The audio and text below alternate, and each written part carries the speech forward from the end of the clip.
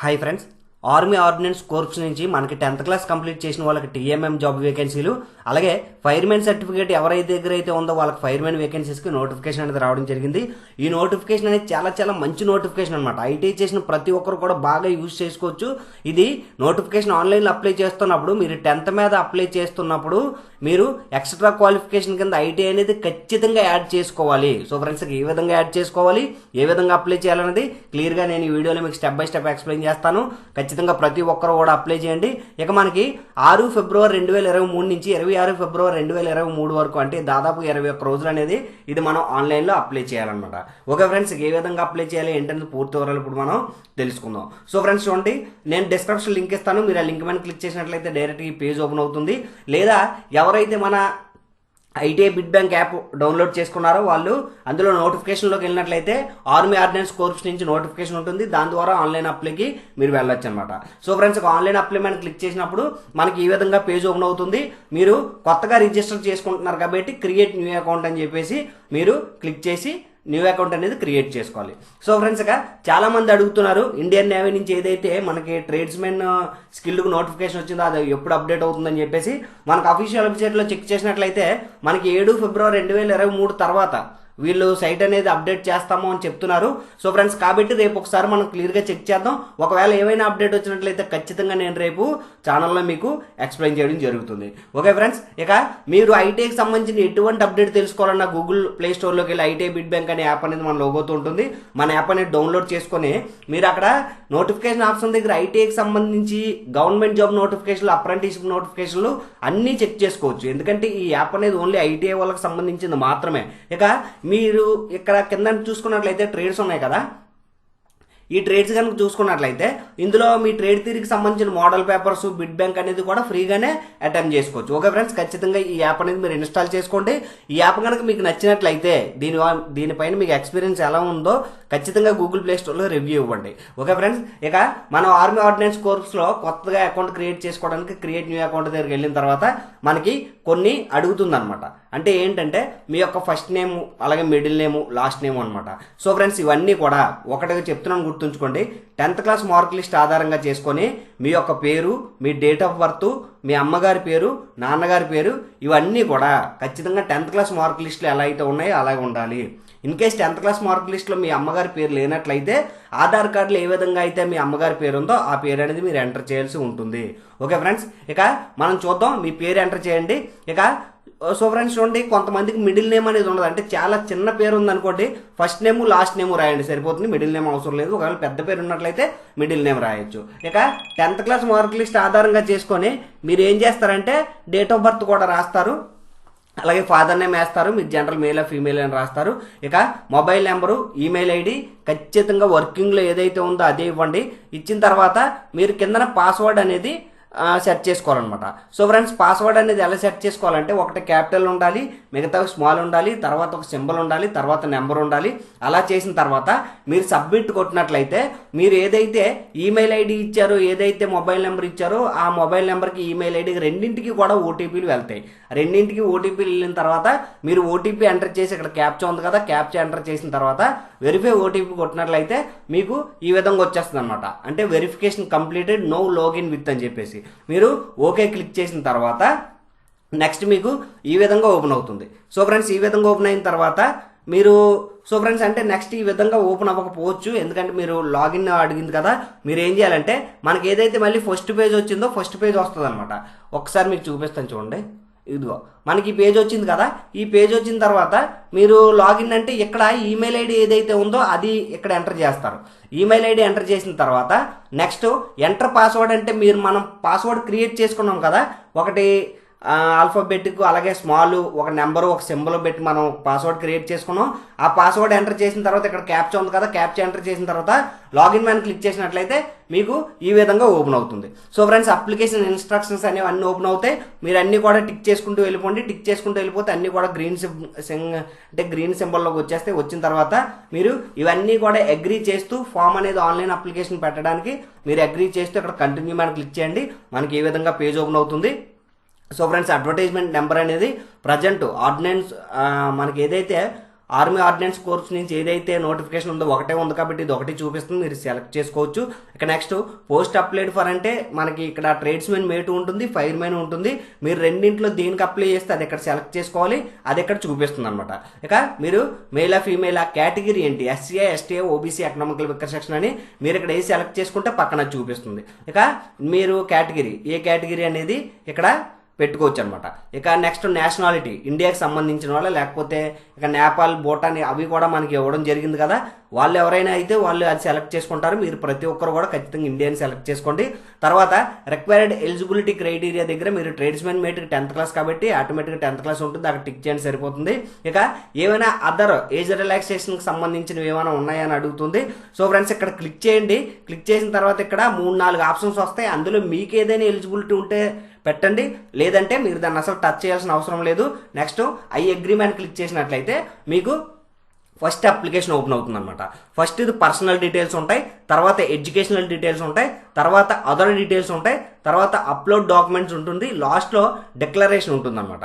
So friends application అంతా చాలా జాగ్రత్తగా మీరు ఫిల్ చేయాలి.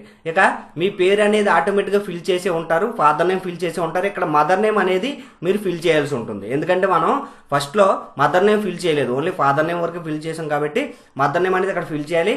ఇక మీ రీజియన్ అనేది ఏది హిందూ ముస్లిమా క్రిస్టియన్ అని ఇక్కడ సెలెక్ట్ చేసుకుంటారు.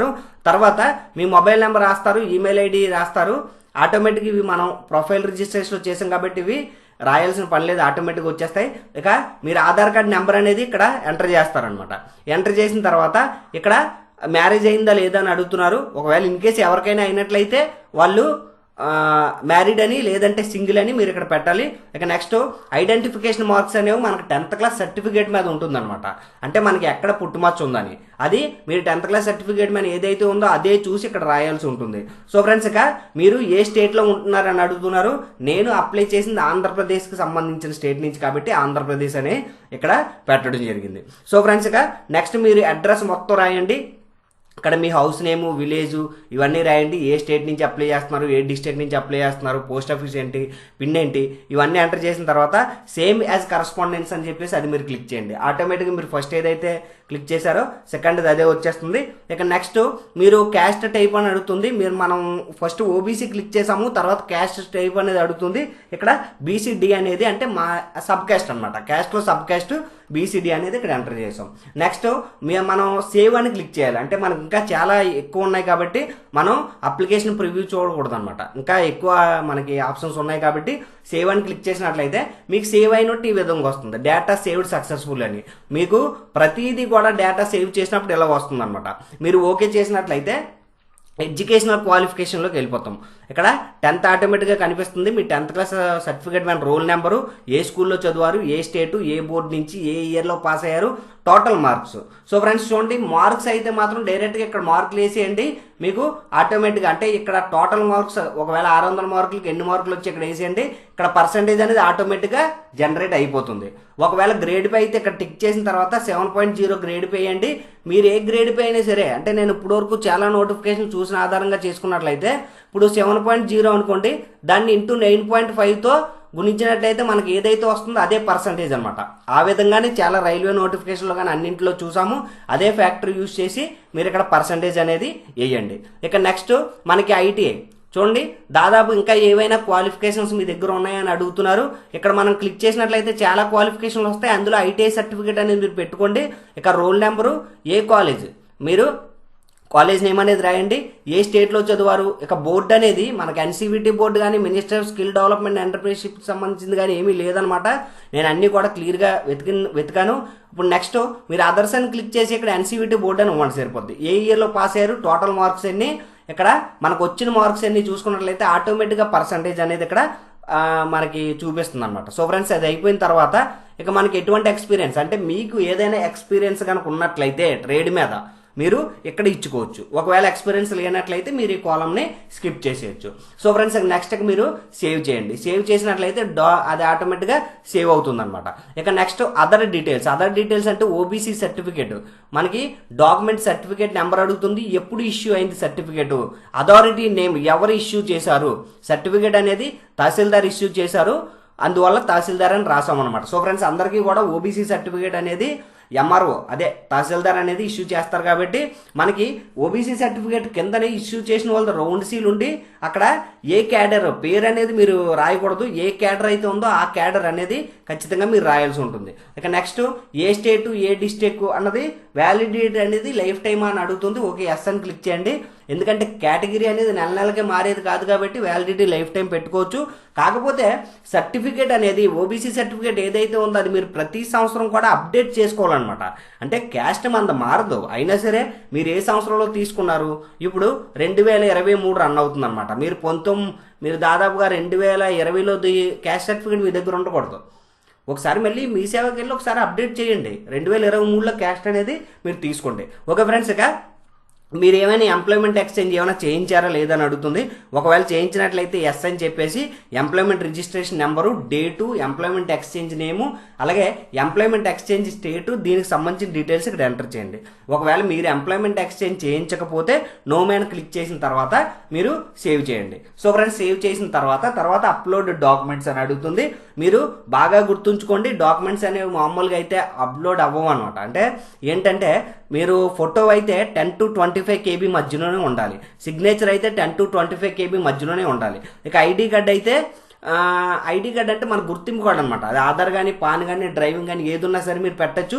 ఇది 30 to 50 KB మధ్యలో ఉండాలి. ఇక caste certificate 10th class certificate కూడా 30 to 50 KB మధ్యలోనే ఉండాలి. సో ఫ్రెండ్స్, ఈ విధంగా ఉన్న తర్వాత మీరు ఇక్కడ చూస్ ఫైల్ దగ్గరికి వెళ్ళి మీ సిస్టంలో ఎక్కడైతే సేవ్ చేసి పెట్టుకున్నారో అక్కడి నుంచి ఇక్కడికి అప్లోడ్ చేసుకోవచ్చు. సో ఫ్రెండ్స్, అప్లోడ్ చేసుకున్న తర్వాత మీరు సేవ్ క్లిక్ చేస్తారు. సేవ్ క్లిక్ చేసిన తర్వాత నెక్స్ట్ డిక్లరేషన్ అడుగుతుంది.